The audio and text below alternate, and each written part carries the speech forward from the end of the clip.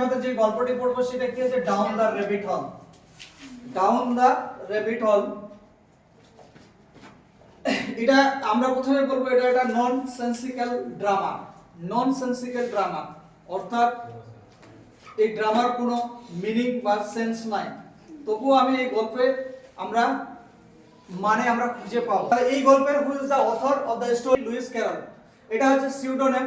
যদি ওর আসল নাম জানতে চাই তাহলে আমরা কি দেখব, চার্লস লুডউইচ, ডি এর না উচ্চারণ হবে না, ওই জন্য হবে লুডউইচ, হ্যাঁ, ডটসন, জি এর উচ্চারণ হবে না, ডিটা উজ্জ আছে, বোঝা গেল?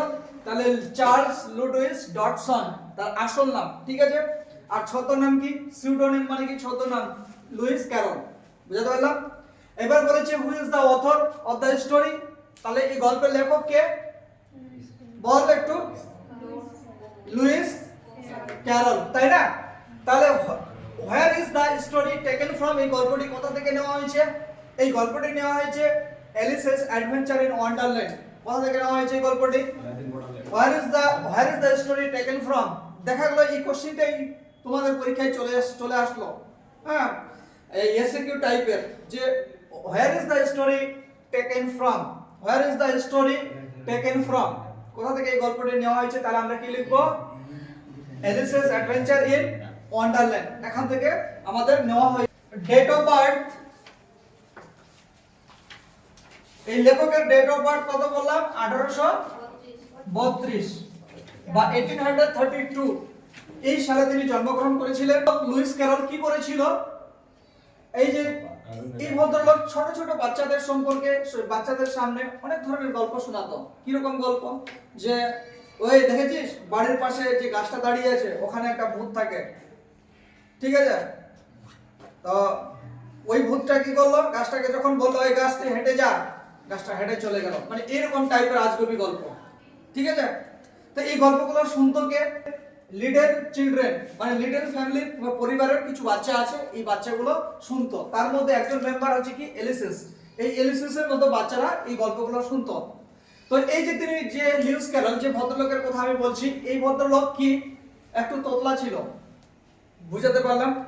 একটু তোতলা ছিল, কানে কম শুনতো। এই জন্য কি হতো, ও মানুষের সঙ্গে যখন কমিউনিকেশন করতো, স্টুডেন্টের সঙ্গে, এবার অক্সফোর্ডে পড়িয়েছে, নামি দামি ব্যক্তি, অক্সফোর্ডে একজন টিচার হওয়া কিন্তু সবার কপালে জুটে না, ঠিক আছে? অক্সফোর্ডে পড়িয়েছে, তো এই যখন ছাত্রছাত্রীদের সামনে পড়াতে যেত তোতলাতো। এখন ছেলেমেয়েরা কি করতো, স্যারের একটা কার্টুন, মানে স্যারের একটা দেখতে কেমন তোতলায়, এরকম একটা ছবি এঁকে স্যারকে দেখাতো। এতে স্যার কি খারাপ লাগতো, দুঃখ হতো, কষ্ট হতো মনে, ঠিক আছে? এই ভদ্রলোক কি করেছে, এই এলএসএস এর যে মেম্বার, ও কি করতো, এই গল্পগুলো শুনতো, এবং এই জন্য এই ভদ্রলোক এলএসএস ক্যারেক্টার হিসাবে প্রত্যেকটা গল্পে লিখতো, মেইন ক্যারেক্টার, প্রধান প্রোটাগনিস্ট হিসেবে এলএসএস কে নিত। এবং তার এলিসিস কে নিয়ে দুটো গল্প লেখা, আর একটা কি, থ্রু দ্য লুকিং গ্লাস, এই গল্পটিও তিনি এলিসিস কে নিয়ে লেখা হয়েছে। তো এই হচ্ছে মেইন বিষয়বস্তু, আমাদের বেশি জানার দরকার নেই। এখান থেকে আমরা কয়েকটা এমসিকিউ করব, এসকিউ করব এবং বোর্ড করব, এবং গল্পটার পাশাপাশি রিডিংটা চালাবো। আমাদের গল্প শুরু করার পাশাপাশি আমাদের কি করতে হবে, যখন গল্পটা আমরা পড়বো তখন তোমাদের বাড়িতে কিন্তু অবশ্যই টেক্সটটাকে বারবার করে পড়তে হবে তোমাদেরকে। তোমাদের এই মুহূর্তে আমাদের এর পরের দিন আমি শুরু করব টেক্সটটা পড়ানো, ঠিক আছে? আজকে তোমাদের শুধু করে ইন্ট্রোডাকশনটা দিয়ে রাখলাম। তোমরা অবশ্যই বাড়িতে গিয়ে একটু যতটুকু পারবে টেক্সটটা একটু পড়ার চেষ্টা করবে, যা বুঝো।